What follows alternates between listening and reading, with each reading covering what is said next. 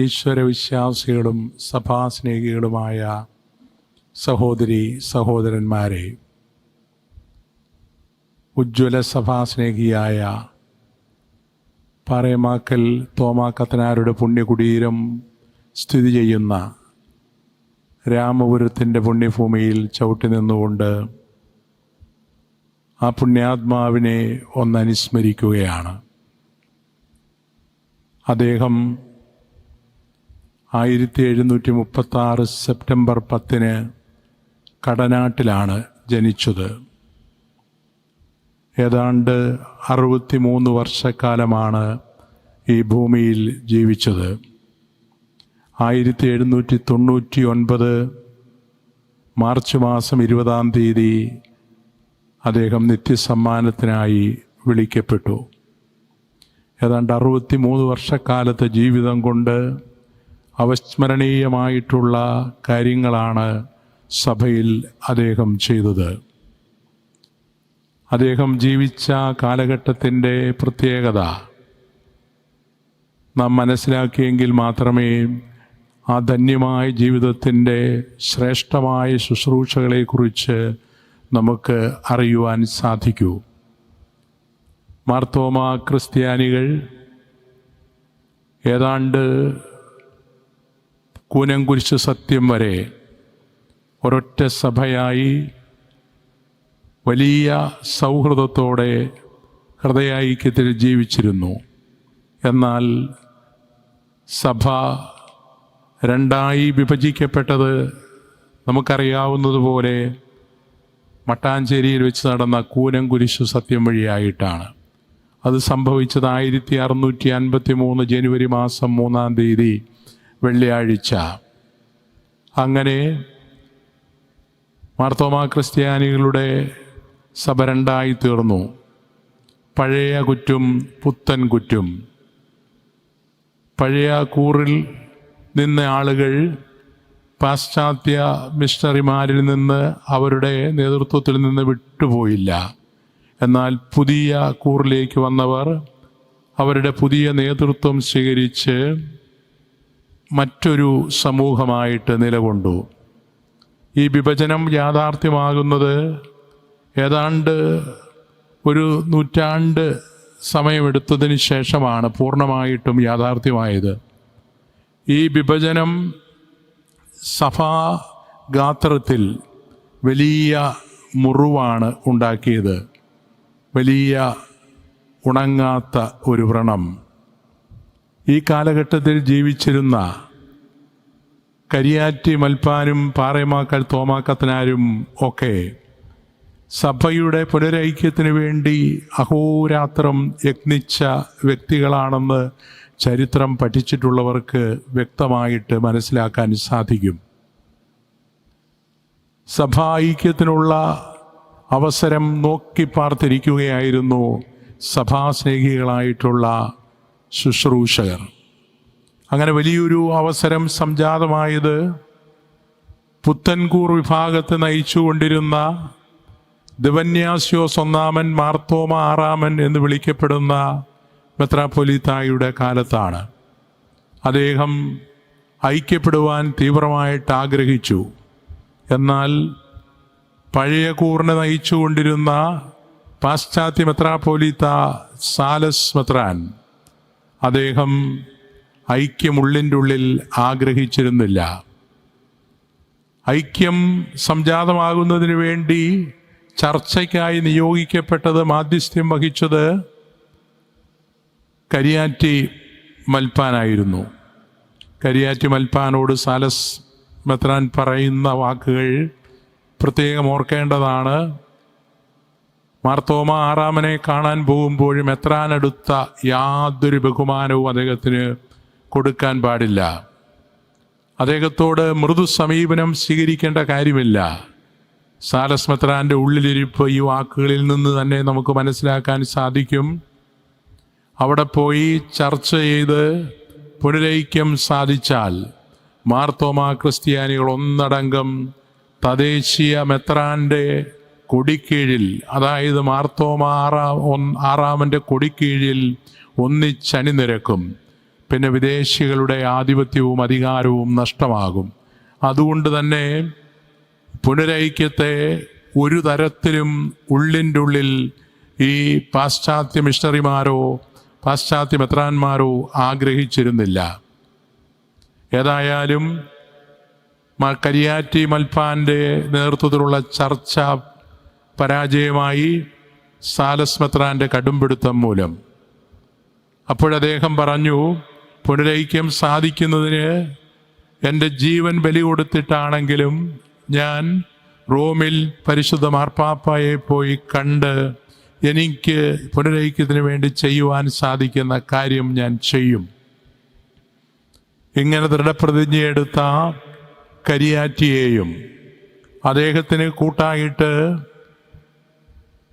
പാറേമാക്കൽ തോമാക്കത്തനാരെയും റോമിലേക്ക് ലിസ്ബണിലേക്ക് ഒക്കെ അയക്കുന്നതിനായി നമ്മുടെ പള്ളിയോഗം തീരുമാനിക്കുകയും വർത്തമാന പുസ്തകത്തിൻ്റെ ഭാഷ ഉപയോഗിച്ചാൽ മുണ്ടുമുറി സാധനങ്ങളെല്ലാം വിറ്റ് കഷ്ടപ്പെട്ടുണ്ടാക്കിയ പണം മാർത്തോമാ ക്രിസ്ത്യാനികൾ സ്വരൂപിച്ച് ഒരു സംഘത്തെ തന്നെ യാത്രയാക്കുകയാണ്.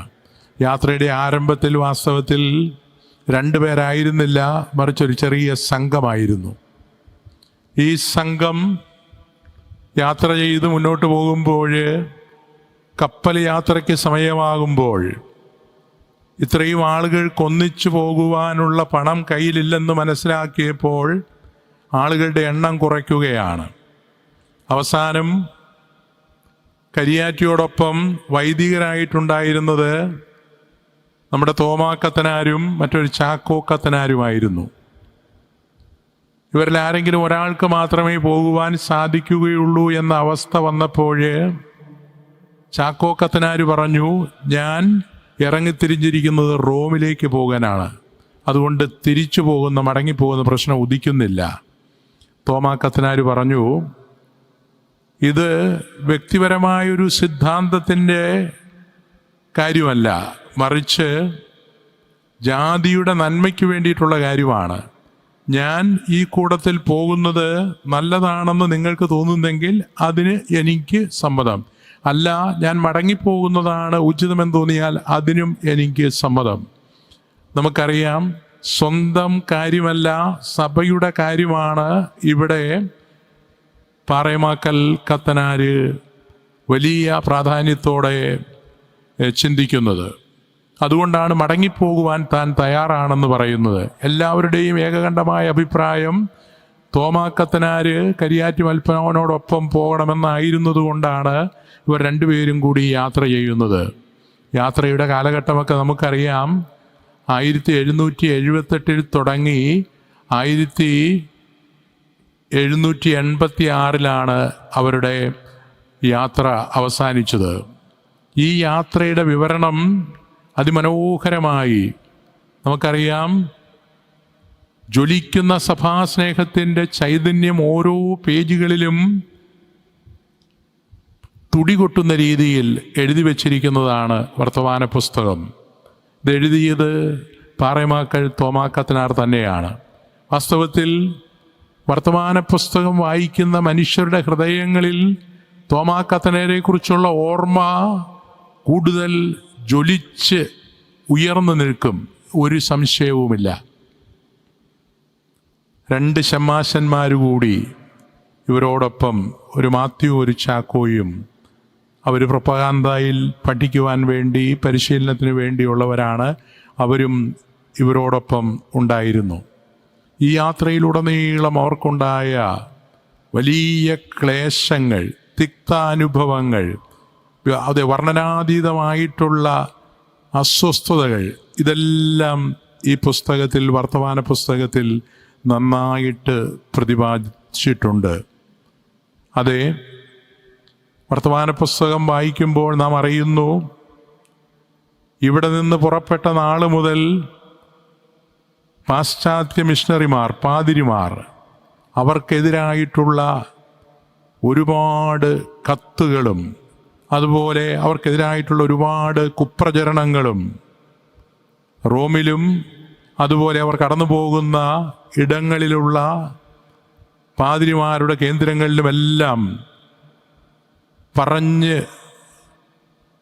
പടർത്തിയിരുന്നതുകൊണ്ട് അതിൻ്റേതായിട്ടുള്ള വലിയ ബുദ്ധിമുട്ടുകൾ അവർക്ക് അനുഭവിക്കേണ്ടതായിട്ട് വന്നു. ഈ ബുദ്ധിമുട്ടുകളെല്ലാം തരണം ചെയ്ത് ദൈവനിയോഗം പോലെ ലിസ്ബണിൽ അവരെത്തി. പോർച്ചുഗൽ ലിസ്ബണിലെത്തുവാൻ കാരണം നമുക്കറിയാം. ആ കാലഘട്ടത്തിൽ 2 സഭാഭരണ കേന്ദ്രങ്ങളാണ് ഉണ്ടായിരുന്നത്, പദ്രുവാദോയും പ്രൊപ്പഗാന്തായും. അതെ, പോർച്ചുഗൽ രാജാവിന്, പോർച്ചുഗലിന് നമ്മുടെ സഭയിലുണ്ടായിരുന്ന അധികാരത്തെ സൂചിപ്പിക്കുന്നതാണ് പദ്രുവാദോ അധികാരം, പദ്രുവാദോ കേന്ദ്രീകൃതമായിട്ടുള്ള ഭരണം. എന്നാൽ റോമിൻ്റെ നേരിട്ടുള്ള ഭരണ സംവിധാനമാണ് പ്രൊപ്പഗാന്തായിലൂടെ നടന്നിരുന്നത്. അതുകൊണ്ട് ലിസ്ബണിൽ പോയി അവർ തങ്ങളുടെ സങ്കടങ്ങളെല്ലാം പങ്കുവയ്ക്കുവാനായിട്ട് ശ്രമിച്ചു. നാം അറിയുന്നു, അവിടെ വിജയകരമായിട്ട് കാര്യങ്ങൾ നടത്തുവാൻ ചില പാതിരിമാരുടെ, കയ്യത്തനോസ് പാതിരി പോലുള്ള പാതിരിമാരുടെ ഇടപെടൽ മുഖാന്തരം അവർക്ക് സാധിക്കാതെ വരികയാൽ അവർ റോമിലേക്ക് പോകുകയാണ്. റോമിൽ എത്തി സംഭവിച്ച കാര്യം നമുക്കറിയാം. റോമിലെത്തുമ്പോൾ നമ്മുടെ കരിയാറ്റി മൽപ്പാൻ പ്രൊപ്പഗാന്തായിലെ പൂർവ്വ വിദ്യാർത്ഥിയാണ്. അവിടെ നിന്ന് ഗവേഷണം നടത്തി അദ്ദേഹം ഡോക്ടറേറ്റ് നേടിയിട്ടുണ്ട്. അത്രമാത്രം പ്രഗത്ഭമായ രീതിയിൽ പഠിച്ച് വിജയിച്ച് പടിയിറങ്ങിയ മാതൃവിദ്യാലയത്തിലേക്കാണ് കയറി ചെല്ലുന്നത്. അതേ, കടുത്ത തണുപ്പുള്ള മഞ്ഞ് വീണ ആ തെരുവുകളിലൂടെ പ്രൊപ്പഗാന്തായിൽ എത്തിച്ചേർന്നു നമ്മുടെ ദൗത്യസംഘം. ചെന്നപ്പോൾ അവിടുത്തെ അധികാരി മോൺസിഞ്ഞോർ ബോർജിയയെ കാണുന്നു. മോൺസിഞ്ഞോർ ബോർജിയ അത്ര ഹൃദ്യമായിട്ട് അവരെ സ്വീകരിക്കുന്നില്ല. തണുപ്പൻ സ്വീകരണം. കർദിനാളിനെ കാണുവാൻ പറഞ്ഞു വിടുന്നു. കർദിനാളിനെ കണ്ടു കഴിയുമ്പോൾ പ്രൊപ്പഗാന്തായെ തള്ളിപ്പറയുകയും പ്രൊപ്പഗാന്തയ്ക്കെതിരായിട്ട് പ്രവർത്തിക്കുകയും ചെയ്യുന്നവർക്ക് ഇവിടെ സ്ഥാനമില്ല എന്ന് പറഞ്ഞ് ഒരർത്ഥത്തിൽ അവരെ അവിടെ നിന്ന് ആട്ടി ഇറക്കി വിടുന്ന അവസ്ഥയാണ് ഉണ്ടായത്. ആ രാത്രിയിൽ കടുത്ത തണുപ്പിൽ ഈ ദൗത്യസംഘം മരണപ്പെടുക അല്ലാതെ മറ്റു മാർഗമില്ല. ഈ അവസരത്തിലാണ് ദൈവത്തിൻ്റെ പ്രത്യേക ഇടപെടലുണ്ടാകുന്നത്. റോമിൽ പ്രൊപ്പഗാന്തായിൽ പഠിച്ച നമ്മുടെ കരിയാറ്റി മൽപ്പാൻ്റെ സുഹൃത്തിനെ കാണുന്നതും അദ്ദേഹം വേണ്ട താമസ സൗകര്യങ്ങൾ ഒരുക്കുന്നതും അവിടെ നിന്നുകൊണ്ട് തന്നെ മാർപ്പാപ്പായെ കണ്ട് വീണ്ടും തങ്ങളുടെ കാര്യങ്ങൾ പറയുവാനുള്ള തീവ്രമായ ദാഹത്താൽ അവർ അധ്വാനിച്ചതും, അങ്ങനെ അവരുടെ അധ്വാനം ഫലമണിയുന്നൊരു നിമിഷമുണ്ടായി. പക്ഷേ നമ്മൾ പറഞ്ഞ മോൺസിഞ്ഞോർ ബോർജിയായുടെയും അതുപോലെ കർദിനാൾ കാസ്തല്ലിയുടെയും ഒക്കെ വളരെ ദുരുപദേശപരമായ അല്ലെങ്കിൽ സത്യത്തിൽ നിരക്കാത്ത ചില ഉപദേശങ്ങൾ കൊണ്ട്, ചർച്ചകൾ കൊണ്ട് മാർപ്പാപ്പ ഇവരെ തെറ്റിദ്ധരിച്ചിരുന്നു. പിയൂസ് 6 മാർപ്പാപ്പയുടെ കാലത്താണ് ഇത് സംഭവിക്കുന്നത്. നോക്കിപ്പാർത്തിരുന്നു മാർപ്പാപ്പയെ ഒന്ന് കാണുവാൻ. അവസാനം ആ അവസരം വന്നു ചേർന്നപ്പോൾ വർത്തമാന പുസ്തകത്തിൻ്റെ ഭാഷ ഉപയോഗിക്കുകയാണെങ്കിൽ സ്വർണത്തിൽ സ്വരാലിച്ച് ബൈൻഡ് ചെയ്ത ആ പരാതി, പുനരൈക്യത്തെ മുൻനിർത്തിയുള്ള ആ പരാതി, മാതൃസഭയുടെ മറ്റാവശ്യങ്ങൾ ഉൾക്കൊള്ളിച്ചുകൊണ്ടുള്ള ആ അപേക്ഷ മാർപ്പാപ്പയ്ക്ക് കൊടുക്കുവാൻ സാധിക്കുകയാണ്. എന്താണ് സംഭവിച്ചത്? ആ പരാതി ഒന്ന് തുറന്നു നോക്കുക പോലും ചെയ്യാതെ നമ്മുടെ സഭയ്ക്കൊക്കെയും വിപരീതമായി പ്രവർത്തിച്ചു കൊണ്ടിരുന്ന മോൺസിഞ്ഞോർ ബോർജിയായെ പരിശുദ്ധ പിതാവ് അതേൽപ്പിക്കുന്നു. ധാർമ്മിക രോക്ഷത്തോടുകൂടി ഈ സംഭവത്തെ പുരസ്കരിച്ച് തോമാ കത്തനാർ എഴുതി, നമ്മുടെ ശത്രുക്കളെപ്പോലെ പെരുമാറുന്ന, നമുക്ക് വിപരീതമായി പ്രവർത്തിക്കുന്ന മോൺസിഞ്ഞോർ ബോർജിയായെയും കൂട്ടരെയും നമ്മുടെ ഈ പരാതി ഒന്ന് തുറന്നു നോക്കുക പോലും ചെയ്യാതെ പിയൂസ് 6 എന്ന് വിളിക്കപ്പെടുന്ന മാർപ്പാപ്പ ഏൽപ്പിച്ചതോർക്കുമ്പോൾ ഈ മാർപ്പാപ്പായ്ക്ക് എന്ത് ഉത്തരവാദിത്വമാണ് ഉള്ളതെന്നും നമ്മുടെ ശത്രുക്കൾക്ക് അദ്ദേഹത്തിൻ്റെ അടുത്ത് എന്ത് സ്വാധീനമാണുള്ളതെന്നും നമുക്ക് മനസ്സിലാക്കാൻ വലിയ പ്രയാസമില്ല. അതെ, അവിടെ വാസ്തവത്തിൽ ഏകപക്ഷീയമായൊരു വിജയം പാതിരിമാർ കൈവരിക്കുകയാണ്. ഏതാനും നാളുകൾ അവിടെ നിന്ന് തങ്ങളുടെ ഉദ്യമങ്ങൾ പൂർത്തീകരിച്ച് വീണ്ടും ലിസ്ബണിലേക്ക് മടങ്ങുകയും, ചുരുക്കി പറഞ്ഞാൽ ലിസ്ബണിൽ വെച്ച് കരിയാറ്റി മൽപ്പാൻ്റെ ജീവിത വിശുദ്ധിയും അദ്ദേഹത്തിൻ്റെ പ്രാർത്ഥനാ ചൈതന്യവും ഒക്കെ കണ്ടിട്ട് പോർച്ചുഗൽ രാജ്ഞി ഇദ്ദേഹത്തെ പ്രത്യേകം ശുപാർശ ചെയ്ത് കൊടുങ്ങല്ലൂരിൻ്റെ മുഴുവൻ മെത്രാപ്പോലിത്തയാക്കുവാനായിട്ടുള്ള നിർദ്ദേശങ്ങൾ നൽകുകയും അതനുസരിച്ച് മെത്രാപ്പോലിത്തയായിട്ട് വാഴിക്കുകയും ചെയ്യുകയാണ്.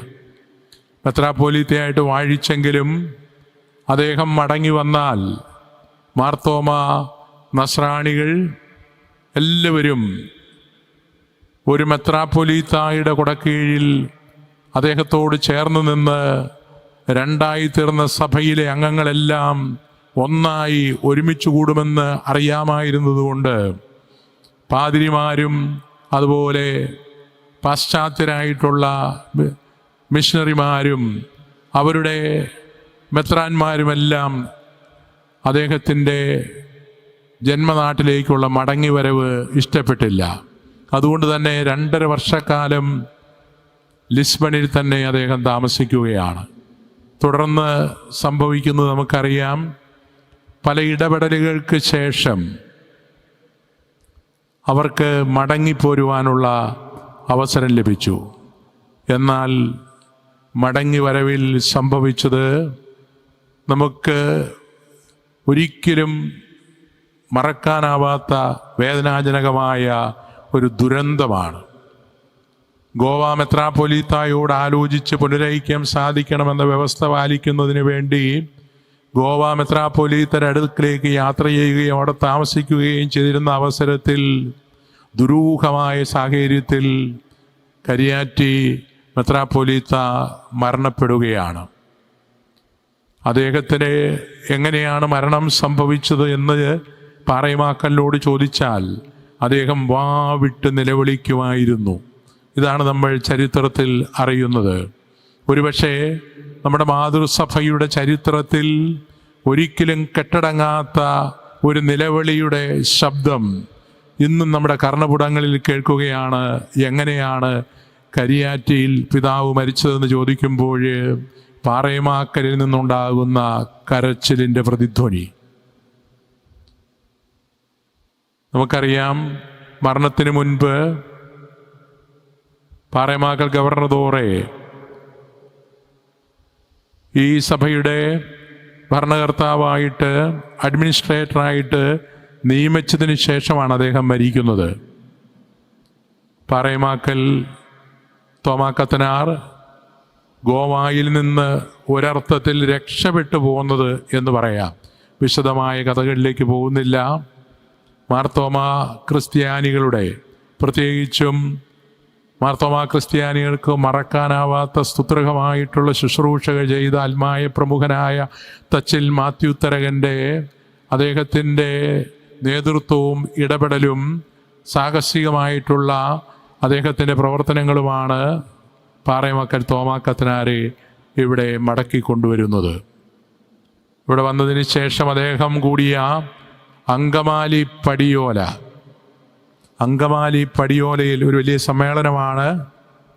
80-ലേറെ പള്ളികൾ പങ്കെടുത്ത ആ സമ്മേളനത്തിൽ അതിൻ്റെ ഡോക്യുമെൻറ്റ്സ്, രേഖകൾ പ്ലാസിഡച്ചൻ്റെ ദ ഹൈറാർക്കി എന്ന പുസ്തകം രേഖപ്പെടുത്തിയിട്ടുണ്ട്. അതിൻ്റെ 155-ാമത്തെ പേജിൽ കരിയാറ്റി പിതാവിന് എന്ത് സംഭവിച്ചുവെന്ന് ആ രേഖയിൽ നാം വായിക്കുന്നു. His death was due to deceit. അവൻ്റെ മരണം ചതിവ് മുഖാന്തിരമായിരുന്നു. അതെ, കരിയാറ്റി പിതാവിൻ്റെ മരണം ഇന്നും ഒരു ദുരൂഹ സാഹചര്യത്തിൽ സംഭവിച്ച കാര്യമായിട്ട് നിലകൊള്ളുകയാണ്. അവൻ്റെ മരണം ചതിവ് മുഖാന്തരമായിരുന്നു. അപ്പോൾ ആ മരണം സ്വാഭാവികമല്ല എന്ന് നമുക്ക് അറിയാൻ സാധിക്കും. ഒരുപക്ഷെ സഭാസ്നേഹികൾ മരിച്ച് സ്വർഗത്തിൽ ചെന്നാൽ ആദ്യം അറിയുവാൻ ആഗ്രഹിക്കുന്നൊരു ചോദ്യം, ഞങ്ങളുടെ കരിയാറ്റി മെത്രാപ്പോലീത്തായ്ക്ക് എന്താണ് സംഭവിച്ചത്, എങ്ങനെയാണ് മരിച്ചത് എന്ന ചോദ്യമായിരിക്കും. ഇവിടെ ഒരു കാര്യം നമ്മൾ ഓർക്കേണ്ടത്, വർത്തമാന പുസ്തകത്തിൻ്റെ ആരംഭത്തിൽ തന്നെ പാറേമാക്കൽ തോമാ കത്തനാർ സ്വപ്നം കാണുന്ന കാര്യങ്ങൾ വളരെ വ്യക്തമായിട്ട് രേഖപ്പെടുത്തിയിട്ടുണ്ട്. യാത്ര വഴി ഉണ്ടാകുന്ന നേട്ടങ്ങൾ, സഭയുടെ ഐക്യം, പൂർവാധിക ശക്തിയോടെ പൂർവകാലത്തിൽ ജീവിച്ചിരുന്നതിനേക്കാൾ ഹൃദയ ഐക്യത്തോടെ ജ്യേഷ്ഠാനുജന്മാരെ പോലെ മാർത്തോമാ മക്കൾ തദ്ദേശീയ മെത്രാൻ്റെ കീഴിൽ ഒരുമിച്ചുകൂടി ജീവിക്കുന്നൊരു കാലം അദ്ദേഹം സ്വപ്നം കണ്ടു. തോമാ കത്തനാരുടെ ഈ സ്വപ്നത്തോട് ചേർത്ത് പറയേണ്ട ഒരു കാര്യം, ഒരുപക്ഷെ ഇന്ത്യക്കാരുടേതാണ്, നമ്മൾ ഭാരത മക്കൾ. ഇതെല്ലാം അദ്ദേഹത്തിൻ്റെ 16-ലേറെ പുസ്തകങ്ങൾ അദ്ദേഹത്തിൻ്റെ പേരിലുണ്ട്. 2 പുസ്തകങ്ങളുടെ ഹെഡിങ് തന്നെയാണ്. വർത്തമാന പുസ്തകത്തിൽ അദ്ദേഹം ഈ ആശയം തന്നെ പറയുന്നുണ്ട്. നമുക്കറിയാം, മഹാത്മാഗാന്ധി ജനിക്കുന്നതിന് ഏതാണ്ട് 8 പതിറ്റാണ്ടുകൾക്കപ്പുറത്ത് ഇന്ത്യക്കാരുടേതാണെന്ന് പറഞ്ഞുകൊണ്ട് ഇന്ത്യയെ ഭരിക്കേണ്ടത് ഇന്ത്യക്കാരാണെന്ന് ശക്തമായി വാദിച്ചുകൊണ്ട് ദേശീയ ബോധം ഭാരതീയരുടെ ഹൃദയങ്ങളിൽ ശക്തമാക്കിയ ആദ്യത്തെ, ഒരുപക്ഷെ നാം അറിയുന്ന ആദ്യത്തെ വലിയ വ്യക്തിത്വമാണ് പാറേമാക്കൽ തോമാ കത്തനാർ. അതെ, ഇത്രമാത്രം ദേശീയ ബോധം ഭാരത മക്കൾക്ക് പകർന്നു നൽകിയ അദ്ദേഹത്തിൻ്റെ മരണദിവസം വേണമെങ്കിൽ നമ്മുടെ ബഹുമാന്യനായ കൂനമാക്കൽ തോമാ കത്തനാർ പറയുന്നത് പോലെ ഒരു ദേശീയ ദിനമായിട്ട് ആചരിക്കുന്നതിൽ തെറ്റില്ല. അതെ, മാർച്ച് 20, 1799. അപ്പോൾ മാർച്ച് 20 വേണമെങ്കിൽ ദേശീയ ദിനമായിട്ട് ആചരിക്കാമെന്ന് സഭാസ്നേഹിയായ കൂനമാക്കൽ തോമാ കത്തനാരെ പോലെയുള്ള ശ്രേഷ്ഠ വൈദികർ പറയുമ്പോൾ പഠിച്ചിട്ടാണ് പറയുന്നത്. ദേശീയതയ്ക്ക് അദ്ദേഹം നൽകിയിട്ടുള്ള വലിയ സംഭാവനകൾ എണ്ണി പറഞ്ഞുകൊണ്ടാണ് പറയുന്നത്. അദ്ദേഹം എപ്പോഴും പറയും, അദ്ദേഹം ഉപയോഗിക്കുന്നൊരു വാക്കാണ്, ജാതിയെ ഭരിക്കുവാൻ ജാതിയിൽ നിന്ന് തന്നെയുള്ള ആളുകളാണ് ഉണ്ടാകേണ്ടത്, എങ്കിലേ ജാതിക്ക് അത് ഗുണം ചെയ്യൂ. ഇവിടെ ജാതി എന്ന് പറയുമ്പോൾ നമുക്കറിയാം, 8-ാം നൂറ്റാണ്ടോടുകൂടി നമ്മുടെ ഇടയിലേക്ക് കടന്നു വന്ന ചാതുർവർണ്ണത്തെയല്ല ഉദ്ദേശിക്കുന്നത്, മറിച്ച് ജാതി എന്ന് പറയുമ്പോൾ ഇന്ത്യക്കാർ, ഭാരതീയർ, തദ്ദേശവാസികൾ ആയിട്ടുള്ള എല്ലാവരെയും ഉദ്ദേശിച്ചുകൊണ്ടാണ് അദ്ദേഹം ഇത് പറയുന്നത്. അതുകൊണ്ട് തന്നെ അദ്ദേഹത്തിൻ്റെ ദേശീയ ബോധം വാസ്തവത്തിൽ ഭാരത മക്കൾ മുഴുവനും എന്നും എക്കാലവും വലിയ ആദരവോടും ബഹുമാനത്തോടും കൂടി അനുസ്മരിക്കേണ്ട കാര്യമാണ്. ഇന്ന് നമുക്കറിയാം, പാറേമാക്കൽ തോമാ കത്തനാർ ആഗ്രഹിച്ച, മോഹിച്ച, സ്വപ്നം കണ്ട കാര്യങ്ങളെല്ലാം യാഥാർത്ഥ്യമായി തീർന്നിട്ടില്ല. ഭാരതപ്പുഴയ്ക്കും പമ്പാ നദിക്കും ഇടയ്ക്ക് ഒതുക്കപ്പെട്ട മാർത്തോമാ ക്രിസ്ത്യാനികളുടെ സഭ ഏതാനും കാലമേ ആയുള്ളൂ അതിൻ്റെ പുറത്തേക്ക് ഇറങ്ങി ദൈവദത്തമായ തങ്ങളുടെ സ്വാതന്ത്ര്യം ഉപയോഗിച്ചുകൊണ്ട് സുവിശേഷം പ്രസംഗിക്കുവാനുള്ള അവസരം സ്വന്തമാക്കി തുടങ്ങിയിട്ട്. ഇന്ന് ഈ അവസരത്തിൽ ഓർക്കേണ്ടത്, കാലങ്ങൾ കഴിഞ്ഞപ്പോൾ നമ്മൾ ഈ നാളുകളിൽ, ഈ മാർപ്പാപ്പായുടെ കാലത്ത് ഇന്ത്യ മുഴുവനും സുവിശേഷം പ്രഘോഷിക്കുവാനുള്ള സ്വാതന്ത്ര്യം നമുക്ക് ലഭിച്ചിരിക്കുകയാണ്.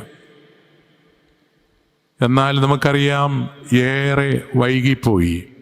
ഇന്ന് മാർത്തോമാ നസ്രാണികളുടെ പ്രിയപ്പെട്ട സന്യസ്തരും വൈദികരും ലോകമെമ്പാടും ഭാരതത്തിൻ്റെ പലയിടങ്ങളിലും സുവിശേഷ പ്രസംഗം നടത്തി അവർ ഈശോയെ ശുശ്രൂഷിക്കുമ്പോൾ സ്വതന്ത്രമായിട്ട് മാതൃസഭയോട് ചേർന്ന് നിന്ന് അത് ചെയ്യുവാനുള്ള അവകാശം, അതിനുള്ള സ്വാതന്ത്ര്യം അവർ ഇന്ന് പൂർണ്ണമായിട്ടും ഇന്നും അനുഭവിക്കുന്നില്ല.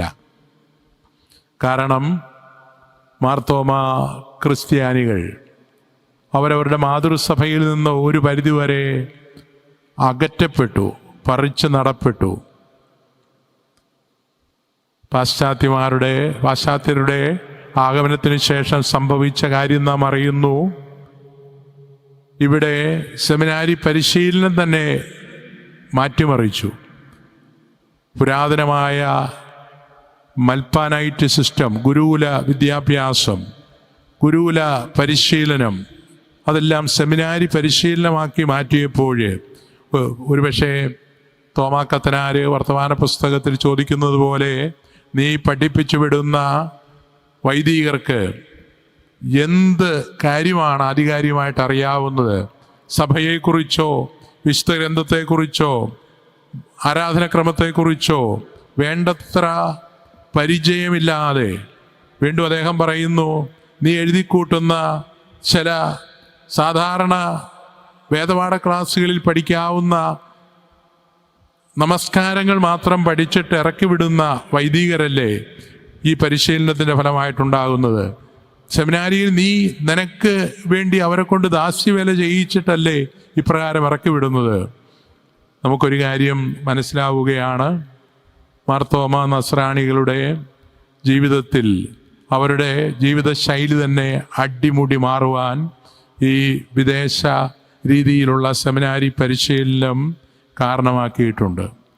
എന്ന് പറഞ്ഞാൽ ഇന്നും പാറേമാക്കൽ തോമാ കത്തനാർ ലക്ഷ്യം വെച്ച കാര്യം പൂർണ്ണമായിട്ട് സാധിക്കുന്നതിന് തടസ്സമായിട്ട് നിൽക്കുന്നത് നമ്മുടെ സഭയുടെ പുണ്യപ്പെട്ട തനതായ പാരമ്പര്യം, അത് വലിയ ദാഹത്തോടെ അനുഭവിക്കുകയും പഠിക്കുകയും ആ പാരമ്പര്യം ജീവിക്കുകയും അത് തലമുറകളിലേക്ക് കൈമാറുകയും ചെയ്യുന്ന സഭാസ്നേഹികളായിട്ടുള്ള ആളുകളുടെ അഭാവമാണ്. ഒരർത്ഥത്തിൽ ഏറ്റവും വേദനാജനകമായൊരു സംഗതി, സഭാമക്കൾ സഭയുടെ തനതായിട്ടുള്ള പാരമ്പര്യങ്ങളിൽ നിന്ന് പറിച്ച് നടപ്പെട്ടതുകൊണ്ട് ഇന്നും അതിൻ്റെ ദുരന്ത ഫലങ്ങൾ നാം അനുഭവിക്കുകയാണ്. അതുകൊണ്ട് തന്നെയാണ് വർത്തമാന പുസ്തകം ഇന്നും പ്രസക്തമായി തീരുന്നത്. ഞാൻ സൂചിപ്പിച്ചു, വർത്തമാന പുസ്തകം പൂർണ്ണമായിട്ട് നമുക്ക് ലഭിച്ചിട്ടില്ല. കാരണം വർത്തമാന പുസ്തകം തന്നെ ഒരിക്കലും വെളിച്ചം കാണരുതെന്ന് ചില തൽപര കക്ഷികൾ ആഗ്രഹിച്ചിരുന്നു. വായിക്കരുത്, പഠിക്കരുത്, പഠിപ്പിക്കരുത്, പറയരുത്, ഇങ്ങനെ ചിന്തിച്ചിരുന്നൊരു കാലമുണ്ടായിരുന്നു. അതിലെ പ്രസക്തമായിട്ടുള്ള പല കാര്യങ്ങളും നഷ്ടപ്പെട്ടു പോയിട്ടുണ്ട്. വർത്തമാന പുസ്തകം വായിച്ചു വരുമ്പോൾ സ്വാഭാവികമായിട്ടുള്ളൊരു എൻഡ്, അവസാനമല്ല അവിടെ നമ്മൾ കാണുന്നത്. എഴുതപ്പെട്ട മറ്റ് ഭാഗങ്ങൾ എവിടെയാണെന്ന് ചോദിക്കുമ്പോൾ തീർച്ചയായിട്ടും വർത്തമാന പുസ്തകത്തിൽ ഇനിയും നമ്മൾ കണ്ടെത്തേണ്ട ഭാഗങ്ങളുണ്ട്. അത് ബോധപൂർവം ചരിത്രത്തിൻ്റെ കുത്തൊഴുക്കിൽ ആരും കാണാതിരിക്കുവാൻ ആഗ്രഹിച്ചിരുന്ന ആളുകളുടെ താല്പര്യ മുഖാന്തരമാണോ നഷ്ടപ്പെട്ടു പോയതെന്ന് ചരിത്ര ഗവേഷകരായിട്ടുള്ള ആളുകൾ പഠിച്ച് അന്വേഷിച്ച് മനസ്സിലാക്കേണ്ട കാര്യമാണ്. പാറേമാക്കൽ ഗവർണദോറിനെ പോലെയുള്ള ഒരു വ്യക്തിത്വം വാസ്തവത്തിൽ 1 കോടി വർഷങ്ങളിൽ 1 or 2 ഒരുപക്ഷെ ഉണ്ടാകാം.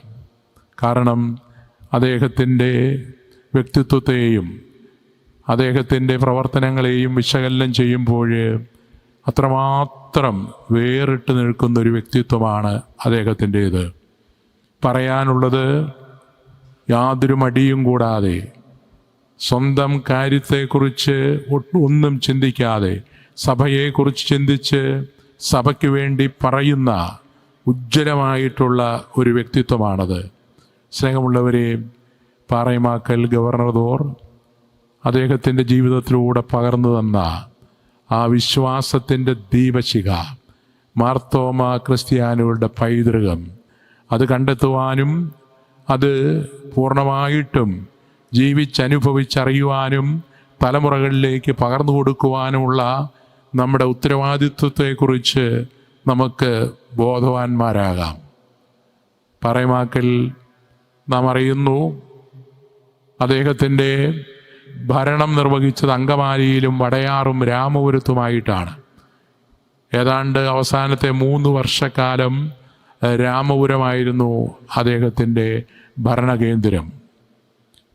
ഇവിടെയാണ്, രാമപുരത്താണ് അദ്ദേഹത്തിൻ്റെ ഭൗതിക ശരീരം കുടികൊള്ളുന്നതും.